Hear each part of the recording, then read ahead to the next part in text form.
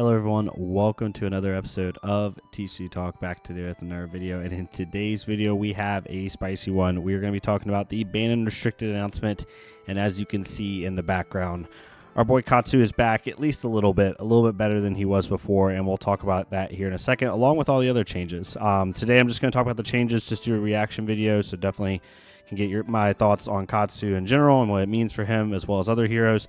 And then tomorrow I will do a video longer about a Bonds of Ancestry list and kind of how I view the hero going forward, because we don't have Art of War like we did before and all that. So we'll talk about that here in a second. But if you're new to the channel, welcome. Thank you so much for stopping by. Hopefully you enjoy your stay. If you're a long-standing supporter, thank you so much as always. Feel free to check out the Discord down below, as well as the channel membership or the creator worksheet, and we'll get right into it. So I'll bring this up really fast. We have the ban and restricted announcement. This was very highly awaited. We were getting tweets from LSS or from the Fab channel about like ProQuest results and stuff like that, and literally every single comment was like, "Where's BNR? Where's BNR?" Like, people, that's all people were waiting on today.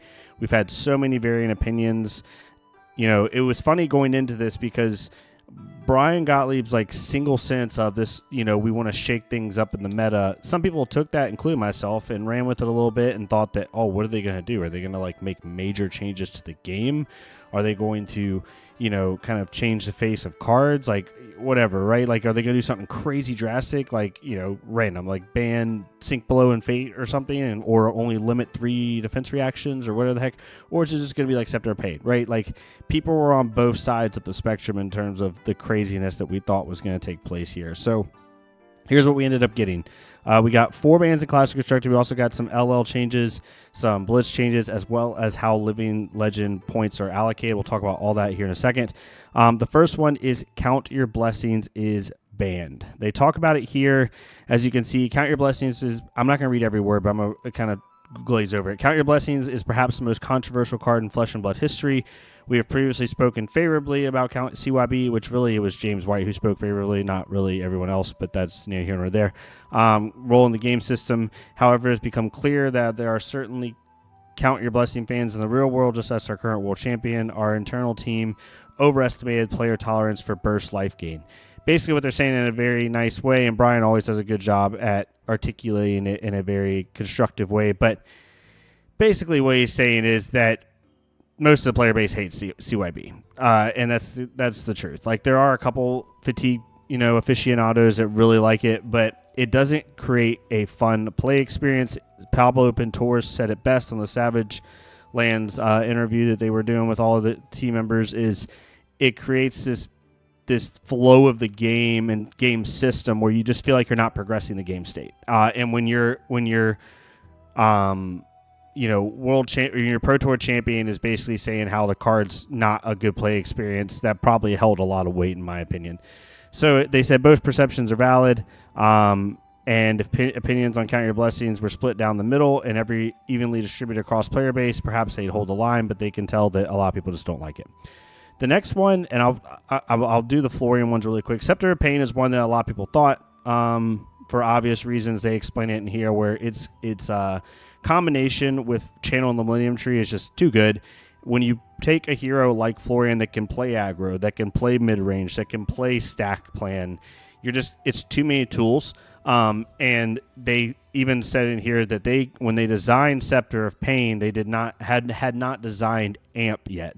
And so its interaction with AMP creates some problems that they probably didn't foresee when they originally made the card, right? And then Germinate's the kind of interesting one, and we'll talk about Bonds of Ancestry here in a second. Germinate is probably the card that comes as the biggest surprise on this list. There are 2 things driving us towards the ban here. First, Florian's in-game feels like it's gotten deterministic and simple. I agree. In a certain matchups, it's literally just, if the player plays the right game, the game's over, essentially.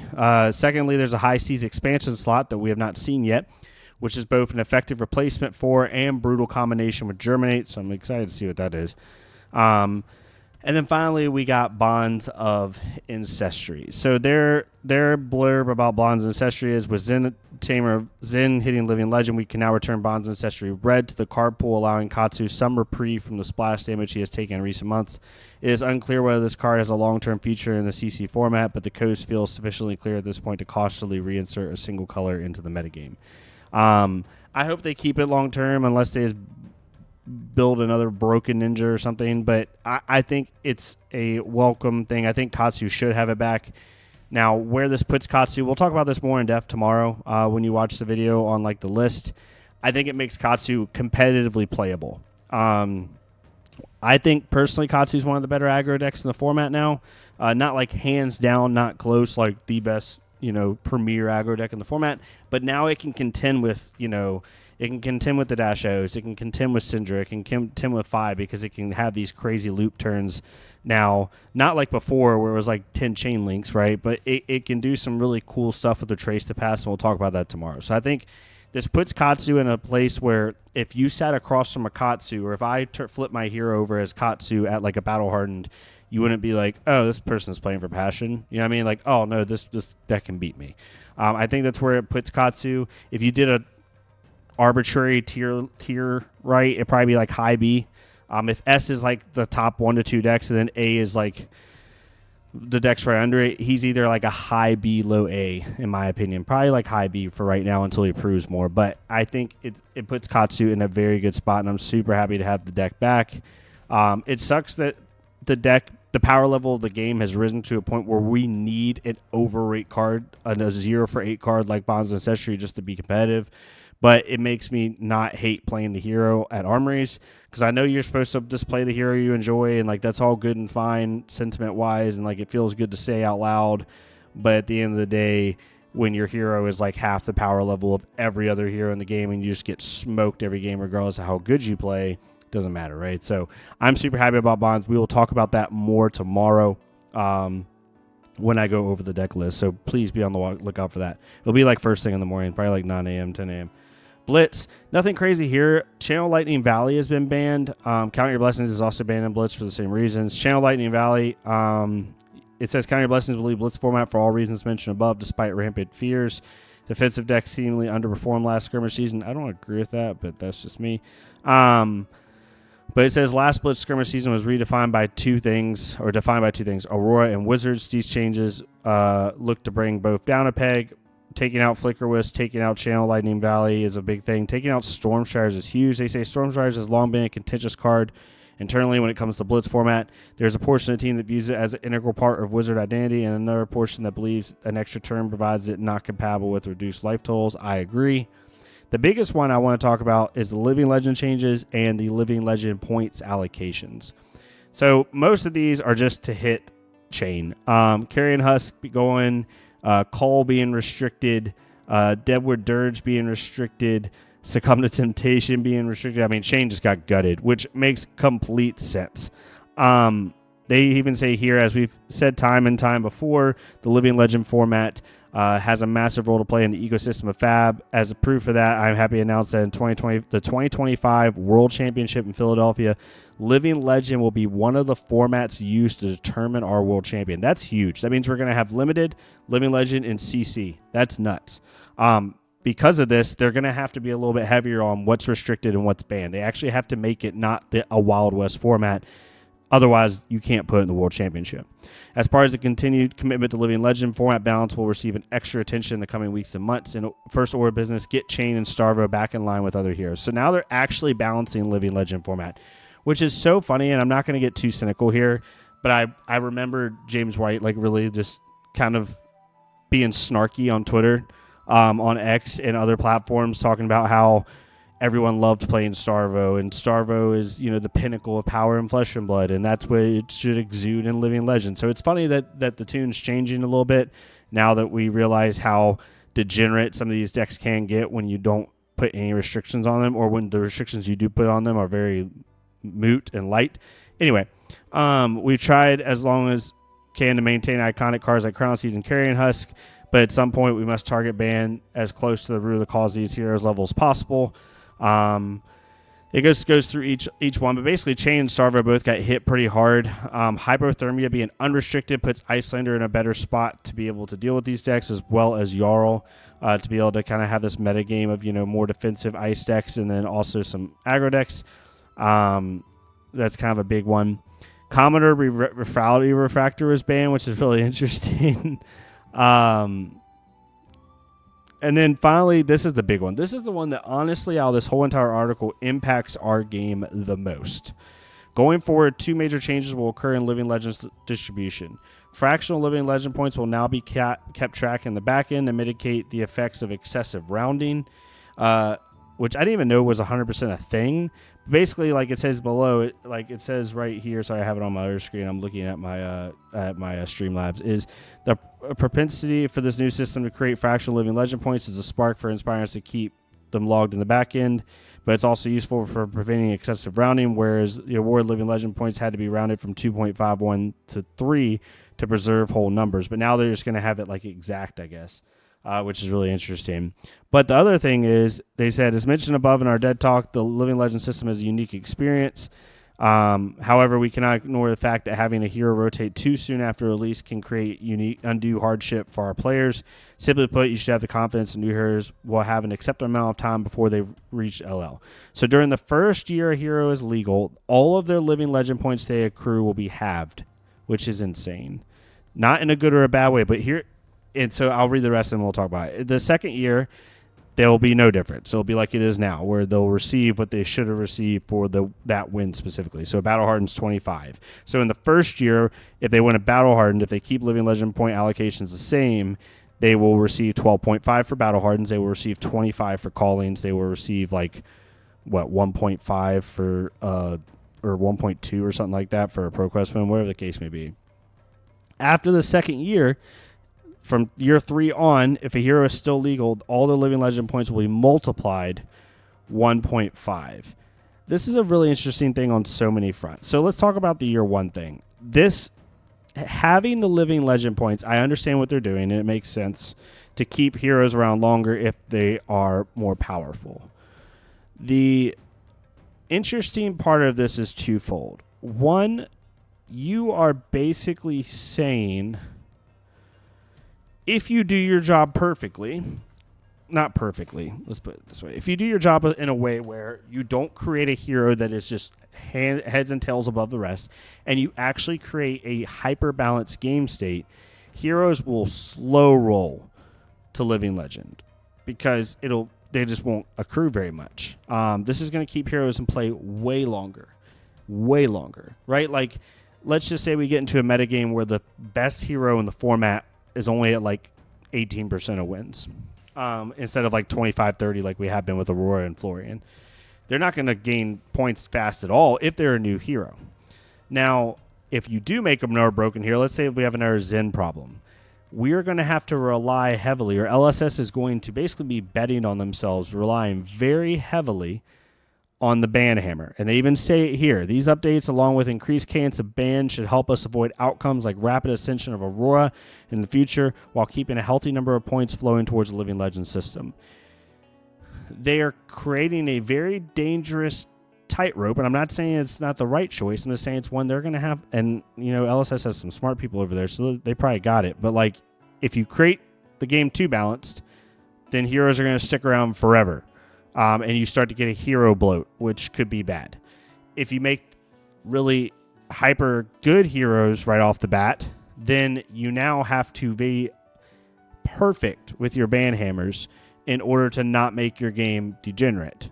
Because if you just slightly ban them or nerf them just a little bit, but they're still the best hero in the format, and they stayed the best hero in the format for a year and a half, right? You have similar to what we had for Lexi a little bit, right? She got the Bullseye Bracers ban, but even though that her reign wasn't insanely long, it was just long enough to where people were starting to get tired of it. People were tired of Lexi being the best deck in the format for a while.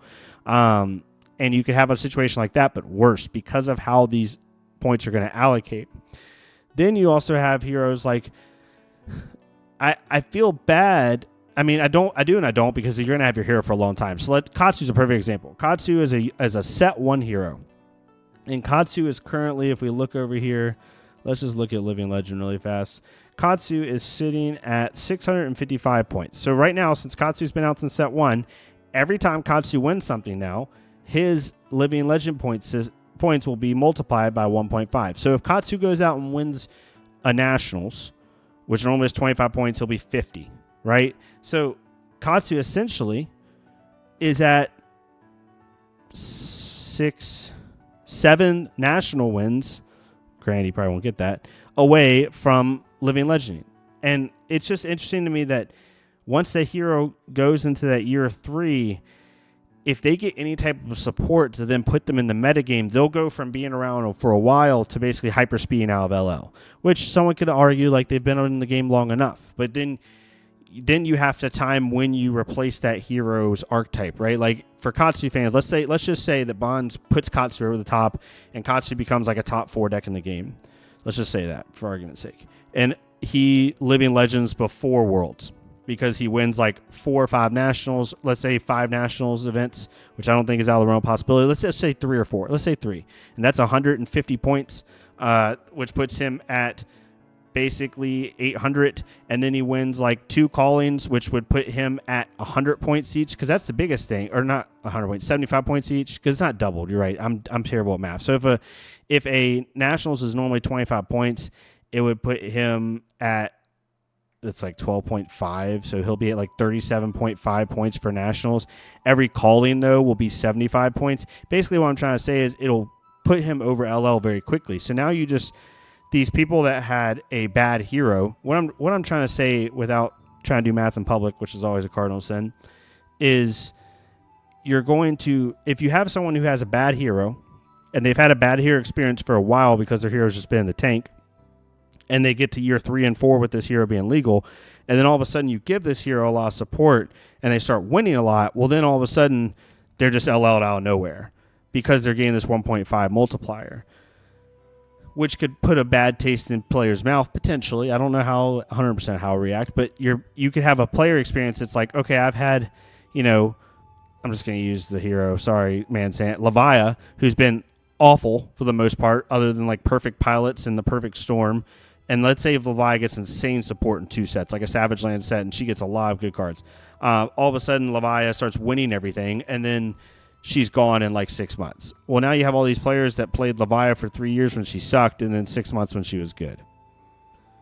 That could be kind of crappy. You know what I mean? That's just what I'm thinking. It's just thoughts. Like, these might not turn out to be the way I'm thinking they will be, but this Living Legend system puts LSS on a tightrope in terms of new player experience with new heroes. They have to make sure that heroes aren't degenerate in the format too long during year 1. And when they make bans, they got to make sure that they're acceptable and that they're perfect. When a hero lasts too long, then they got to make sure that they don't buff them too fast, because if you buff them too fast, then all of a sudden you had a person who bought into a hero when they sucked, and then you gave them a couple upgrades, but because they're in year 3 of their cycle, they're going to go to Living Legend faster. Like, you put it in a weird spot, right? I'm not saying it's right or wrong. I'm just thinking out loud when I originally read this. But overall, very interesting. This does change a lot about our game, not in terms, I think, of the meta. I think, personally, Florian, unless High Seas changes things, Florian's still the best deck in the format and will still continue to win games. It just doesn't make some of his matchups as deterministic, in my opinion. I think Katsu now becomes a competitively playable deck. We'll see how competitive, but I think it's a deck where if you took it above an Armory, it would make sense. Whereas before, if someone flipped a Katsu over anything other than an Armory, you would be like, okay, you're playing for passion. But now it's not that way, right? And then CYB being gone, I just think it's healthy for the game. I think the sentiment's just healthy for it, but that's just my opinion. I also hate CYB, so I'm extremely biased. I think the card is garbage. From a play experience, it's just awful. So that's just my opinion. But all I have to say, I think LSS did a good job on this announcement. Most of their choices made sense. They're just kind of betting on themselves, which they should. They've done well up until this point, and they've kind of earned that right to do so. But yeah, let me know what your general thoughts are. We will talk about Katsu tomorrow. I'll either stream it or do a video. I haven't decided yet. I'm going to do a video tonight and record it regardless, just to kind of have it as a VOD after for people. But we might also do a stream tomorrow with some Katsu games for fun. But yeah, thank y'all so much. Y'all have a great rest of your night. If you like this type of content, please leave a like, comment, or subscribe. If not me, it's completely fine. Go to another creator, leave a like, comment, subscribe on their stuff. Let's get more people seeing these games. And I'll see y'all next time on TCG Talk. Thank y'all so much.